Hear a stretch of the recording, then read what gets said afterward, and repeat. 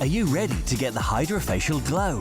Loved in 87 countries across the world. It's not a facial, it's a HydraFacial. Now available across the UK. Visit hydrafacial.co.uk to find your nearest location. Went to this party and he was there. Now, he was my type. He was definitely my type till he stood up. And when he stood up, I thought, not for me. Not for me.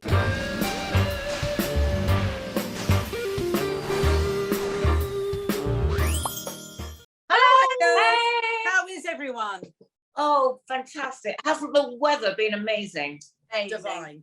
Yeah, sad it's stopping. You know, that's what happens in this country. It goes on and off and on and off. Like That's all we bloody talk about. It's all we talk about is the weather. I'm going to talk about something completely different. Can I just ask you, Bill, a thing I've been ruminating on, I'd love to share and see what you think. Not urinating. No, darling, that's something you How do. rude. Nothing to do with me. It's all yours. I was thinking, it's amazing we've come through these last 2 years. Wonderbirds has given us life, purpose, and the most amazing time. But I'm interested to know, actually, work has changed completely for us. Yes, we're doing bits and pieces, but it isn't the same. It isn't. And again, it's having that regular thing for 40 blah years. Yes, we're on a roller coaster in and out of work, but like Debbie coming in many times a week to do voiceovers, Sherry never stops, the same with Dee and me too, you know, but actually it isn't the same, is it? No, absolutely not the same. I think everyone is actually reassessing their lives. I mean, some people have lost their jobs. People are struggling, you know, because everything is so expensive, inflation. I mean, some people really have to watch every penny. We have to be very careful what we spend. You know, we can't just go out and for a meal like we used to. What's it like for you? Because you used to work all the time. I'm a little bitter, obviously, but you used to work all the time. So no, I must admit I've been feeling it, but I'm sick to death of feeling. I was going to say sorry for myself. I don't feel sorry, but I'm sick to death of, you know, saying to people, this is not the same anymore. This is not right anymore. This is, do you know what I mean? It really is hard because until 2.5 years ago, I never did stop working, and I'm very lucky and very grateful for that. And in the first lockdown, it was glorious. Yeah. I mean, the sun was out. We were having the best time ever. Do you know what I mean? We loved it, didn't we, on the first lockdown? We did. And then it hit us, and then from there on in, it's been sort of one long roller coaster of where has this world gone? The only thing is, I think Dee's quite right. You reassess your life. Yeah. Don't you? You kind of go, hang on a minute, come on, stop being so boring people to death with your problem and get on with your bloody life. Yeah. You're fit, you're well, healthy some of the time. And, you know, I've got a whole family around me. How dare I be down and depressed when people out there are far worse than me? So, you know, you kind of have to give yourself a slap around. I think as well, Sherry, I think, Harriet as well, our generation have been really, I mean, the sort of late baby boomers, have had the most amazing time. There's been, you know, nothing to stop, if you like, the rise that we had, and everything was relatively easy. Even buying houses, you know, all the stuff that we did then, it was easy. Now the kids coming up haven't got the same. They haven't got the same things as we have. They haven't, even in our business. I mean, it's so different. I mean, now they have to be editors themselves. I mean, we do, you know, self-tapes, all of this lot. But things evolve, and I think it's been a real sort of like jolt forward that we kind of have just found ourselves in, and it's really quite weird, because the other day, you see, I was looking through all my old VHSs, and I've had them put onto a stick, so I was looking at them. What VHS is. Exactly, they don't know what they are. But I found loads and loads of me and Sherry. And I thought, God, I'd forgotten what good friends we were, sort of in the sort of late 80s, early 90s. We spent every New Year's Eve together. And the kids were all dressed up, and Sherry and David were all sort of evening wear, and you know, it was, and Keely, and there's lovely things of Keely and Kira, and it was just, and I just went back and thought, oh, and your dark hair, Sherry, Yes. and all I could think was, God, you know, I've known Sherry forever, and you know, really good friends. I mean, there were only us and one other couple that spent these New Years together, and I think we liked that because we had kids of the same age, and it was so much easier than going out anywhere. Yeah, I think I identify with that. With each group of people that one knows in that era, yeah, you're absolutely right. You spend the time with them, wherever you're that time with younger kids and Yeah, you do. So different, yeah. Debbie sent me a couple. And I have to say, you both look gorgeous, but you know what? I think you've both, and I'm not just saying this, both improved with age. Like a fine wine. But there's one thing, there's one bit, Sherry, I'll try and get it to you, where you and I are dancing. I mean, like, you know, sort of like ridiculous. People would pay good dance. money for that. People would pay good money to see that. I mean, think we literally need a snippet on the show. Like that. Yeah. And Bank then you're details coming in later. with all these canapes, and Oh, no. you and I are in hysterics. And I mean, it was, How yeah, it was just so weird to see it, because, you know, we're still friends now, all these years later. And it's like, God, it really, really took me back. And, you know, the ex-husbands being there, both of our ex-husbands. Moving on. Yep. So who is our guest today? Right. Well, this is a very old friend who we lost, called Bobby Ball, and his wife is the gorgeous Yvonne Ball, and she's here to tell us about this incredible thing that's happened, that people have come together to raise money to get a Bobby Ball statue in where she lives. Wow. She's going to tell us how that miracle happened. Come in, Yvonne. Hi there. Hi, everybody. Welcome. I know you and Bobby very well. Yeah. In fact, I'm just going to tell the girls a little funny story. Oh, please don't. One funny story. Okay. I sometimes stay with Yvonne and live, and I sleep in the next bedroom. Oh, I know what you're going to say. So one night, I get up and go to the loo, and I come back and get into bed, and I hear somebody, either Yvonne or Bobby, next door go to the loo. In walks Bobby into my bedroom in his underpants and tries to get into bed with me. That's my Bob. The next day I said to Bob, he said, I'm really sorry. He said, I was sleepwalking. I went, yeah.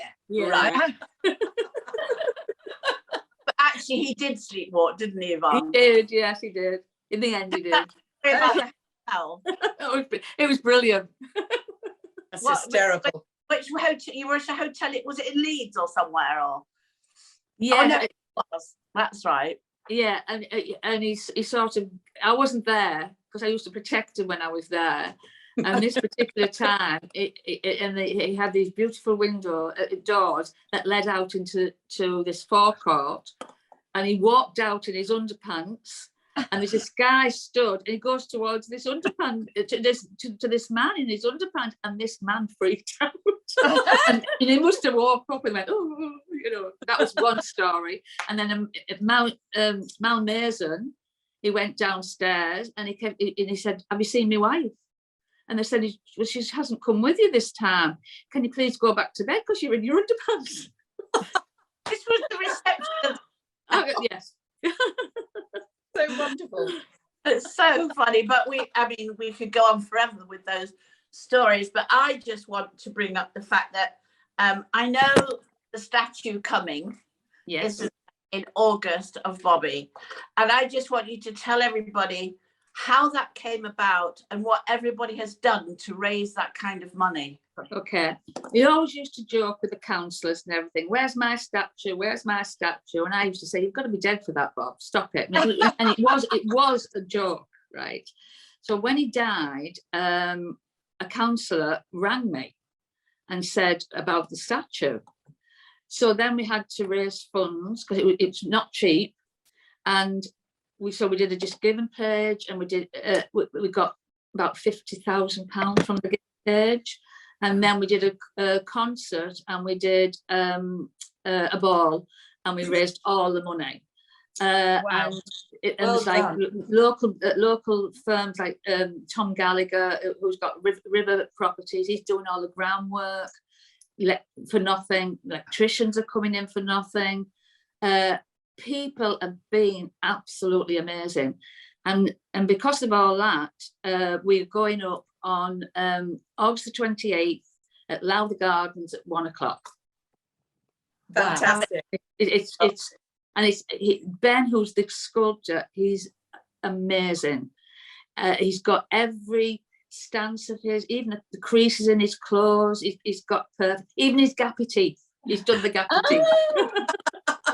It's very good. Lovely. Yeah. That's so wonderful. And you're so amazing, isn't it, Yvonne? How didn't some people jump out of planes and things? Yes, the family did it. They did a skydive. There was people that did a month's run. I mean, like in January, every day, collected money. There's been people just going around collecting. Everybody, like I said, everybody's been amazing. It's overwhelming. That's so good. Wherever you went with Bobby, it didn't matter. It didn't matter where you were. He was surrounded, wasn't he, Yvonne? The whole.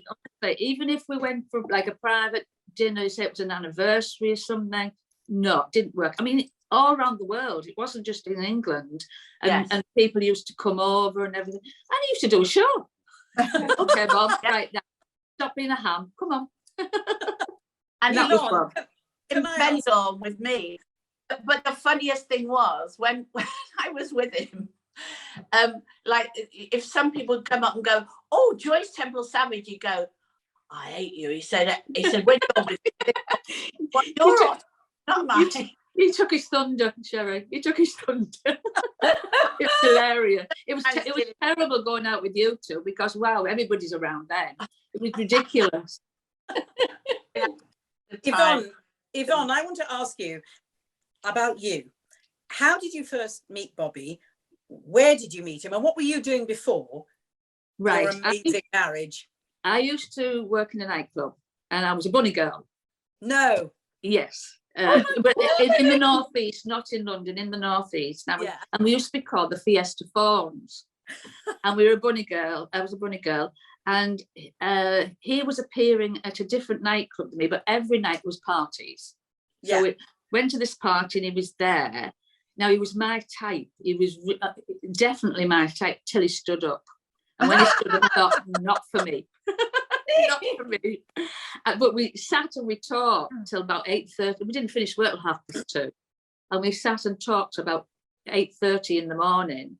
And we just clicked. And then all of a sudden, I give him my number. And all of a sudden, he kept ringing me. And I used to call him my little fella. And he hated it. Absolutely hated it. And it just grew from there, really. Did you stop working in the clubs then? Did you stop doing all that? What happened? When we got together, when we got married and everything, but I wouldn't change those days for anything. We had literally a ball. It was a fabulous time. I went into agency for a short time, but again, it was a nightmare because if Bob was home, he used to say, "I want a cup of tea." He'd phone me up in the office and say, "I want a cup of tea." Go in the cupboard and make no. And I couldn't work, so I had to say, right, pack for the office up, take it and work from home. And so I said in the end, no, this is not right. So that was it, you know. And he was that busy. Bob just concentrated on the show, writing the scripts and everything. He had to have it right. So I did everything around that. So I had to just concentrate on him, really, and it worked. I know that he used to wake you up sometimes, didn't he, with ideas at 2 in the Well, morning? he had a study, and he used to go in the study, and he was there till 3 or 4 in the morning, and all of a sudden he'd come and wake me up and say, "What do you think of this song then? What do you think of this? Or what do you think of this script?" "Oh yeah, leave it till the morning. Leave it. Come on, Bob." But he had to do that, and then I used to say, "It's great, it's crap." You see, so you worked with him really a lot, didn't you? Because you were coming up with you know, validating his ideas, and you were total soulmates. I mean, you must have had so much fun together. Oh, we did. We really, really did. I mean, we had bad times as well, but we laughed and laughed and laughed, and he used to laugh at me, you know, and I laughed at him, and you know, we had a good life. He was a good man. Yeah, he was lovely. Yvonne, at what time did Cannon and Ball break? Didn't they go on to was it Opportunity Knocks or one of those shows? They went on to Opportunity Knocks, and they came last. And they actually lost work because of it. Really? And then they did, and then they kept doing the rounds and everything. And Michael, and they used to send people out then to watch all the shows. And Michael Grade actually did like them. And then they were offered Bruce Forsyth's Big Night Out. I don't know whether you remember that. Yeah. It was like a 3-hour show. Of course. So they gets onto that, and he was actually doing a summer season in Great Yarmouth. So they were doing 2 shows a night. So they were getting up about 6 o'clock, traveling to London, doing all the shows, and traveling back for the 2 shows. So then the technicians had a strike, so they were never shown, and so they were called by the papers. They were called Cannon and Blackout. This is true. And then all of a sudden, Michael Grade, they did a Christmas special for which was shown for Bruce Forsyth, and Michael Grade said, "Give them their own series," and that's how it started. And then David Bell, I love David Bell. I mean, I really did, and he really nurtured them, and he'd give them whatever they wanted. He used to say to them, "Who would you like on the show?" You know, and he was a love. They were, you know, national treasures. They were. And because Bobby was such a different sort of character, as a the comedian, he was different because he was like a little boy. He was somebody like that but he was like that in real life. You could relate to him. Yes. You could relate to his naughtiness, and his and you know, Tommy being sort of suave and good looking. There wasn't really a double act that was anything ever like that before. That's right. Yeah. I mean, Eric Morecambe, we met Eric Morecambe. I mean, he turned around, he said, you're our threat. And Bob took it as the biggest compliment. Yeah, ever. Absolutely. Yeah. Absolutely. So where did him and Tommy meet? How did that start? They were welders together. And Bob was already there working in this factory. And then Tom came in afterwards. And Bob used to go out singing at the weekends with his sister. And they were and they were called the Black and Tans, I think. And then he said to Tom, "Come and see me. I'm at this club or whatever." And he used to come. So he actually taught Tom drums. He used to go up every night to his house and teach him to play drums, because Bob could play drums, piano, guitar, everything. And he taught him to play drums, and then it became like a singing act, really. Then they found out that the comedians got more money. They got £3 a night more money. So they turned to comedy. That's how they did it. And then it just went from there. And they used to do coach trips past our house, and it was weird at the time. You know what I mean? It really was weird. Kids coming from school, knocking at the door, "Can we have a picture?" And he never turned anybody away. If he was there, he never turned anybody away. In Celebrity Get Me Out of Here, he was calling your name. I know. It was weird. Wasn't that weird? I'm sat in this marquee, and we're like just there in the jungle and watch it on TV. And I'm thinking, stop now, Bob, please, now stop. No. Now, but he just, I don't know why he did that. I don't know why. He did this everything though. I know he did. He did. He'd be shouting to me now, Yvonne, book up, be funny. So he went into acting though, didn't he, Vonnie? And and that was just, he never looked back, did he? He absolutely loved it. The first one he did, really, I did Summer Wine. It just had guest appearance in that, and then Mount Pleasant came up with Sally Lindsay, and it sounds a cliche, but everybody was like a family.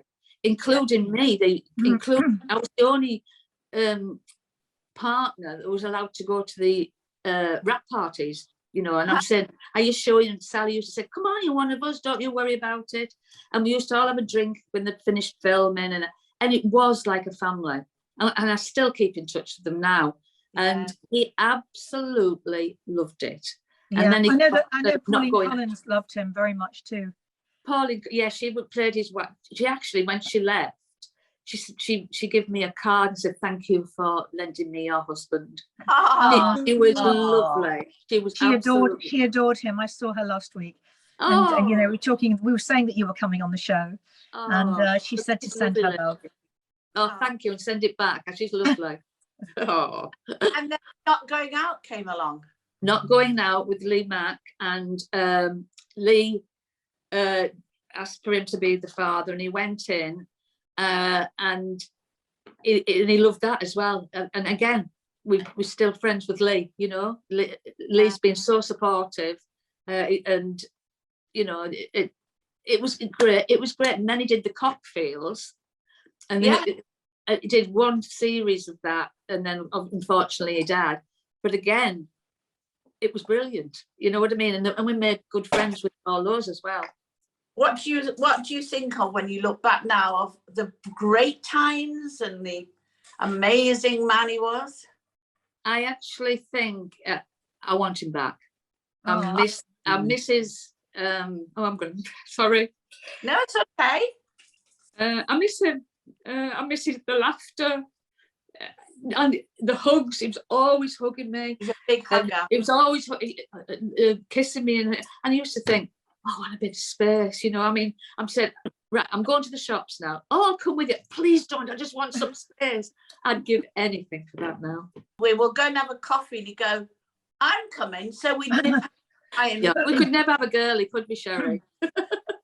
Somehow he'd always find us. I can't tell anybody on here what I used to call Bobby. Yeah, I wouldn't tell anybody on here either.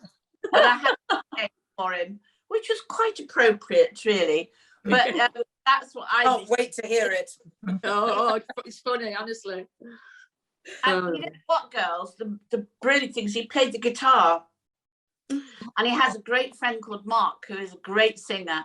And every time you went to their house, in the garden, didn't they, Yvonne? Or even around the dinner table, they would have a fantastic session, wouldn't they? Yeah, Bob would get the guitar out, and you'd get the guitar out, Mark would sing, and Bob and Mark used to harmonise brilliantly together.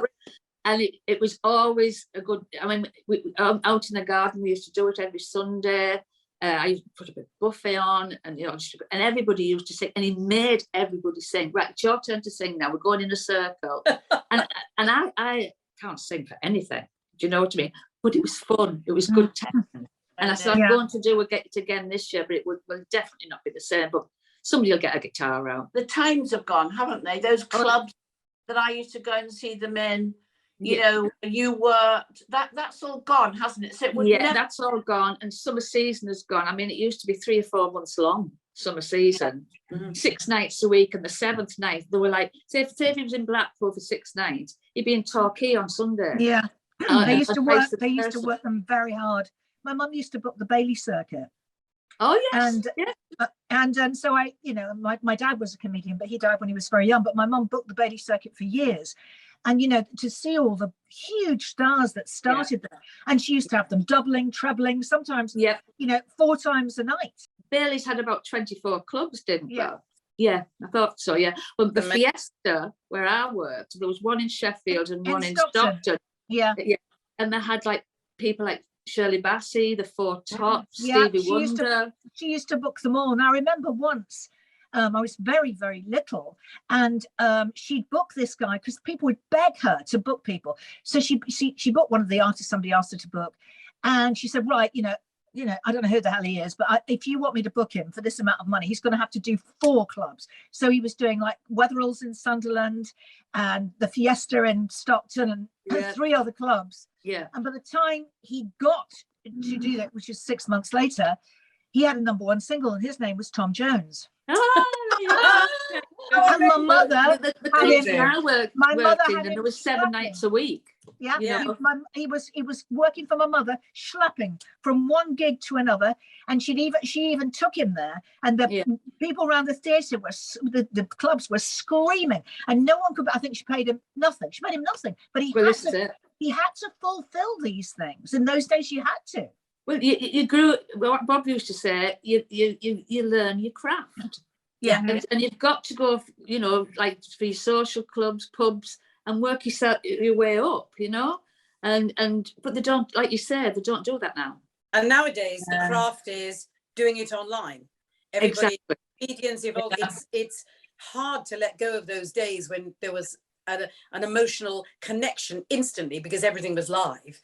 And Exactly. now everyone's on their phones. And it's the- yeah. lost. And the not have TV used to send people out to the Yeah. clubs and think, and get them on TV. They don't do that anymore, No. either. I've got some contracts from my father, which are really interesting because he was a big star in sort of late 50s. And it says on these contracts, the thing that he does in the theatre can't be the show that he did on the radio. Yeah. And it was Yeah. in the contract.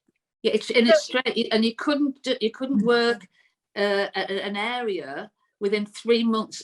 3 months near, you know, sort of like Bob. Oh, really? Bob did Stockton Fiesta. He couldn't go to Middlesbrough the next week. It had to be 3 months. Really? Don't ask me why. Wow. Really. Yeah, they had this. They had them. It was called a barring clause. That's right. That's it. Yeah.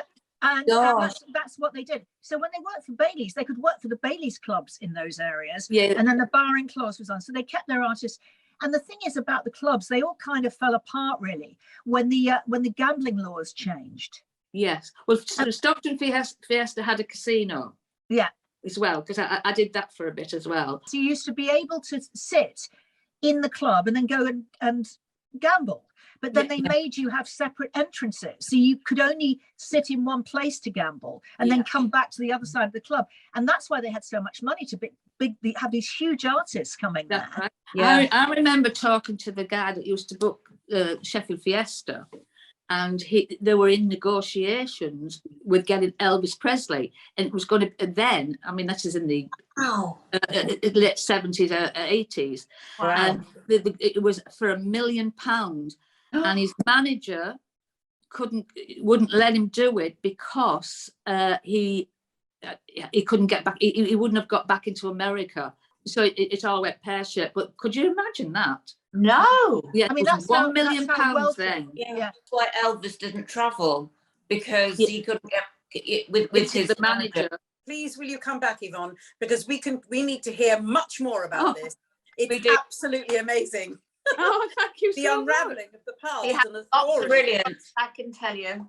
A regular, please. Lovely to see you, Yvonne. Thank you Thank for you joining so us. much. Thank you so Thank much. you, Thank you for Yvonne. inviting me. Thank you. Bye, darling. See you again soon.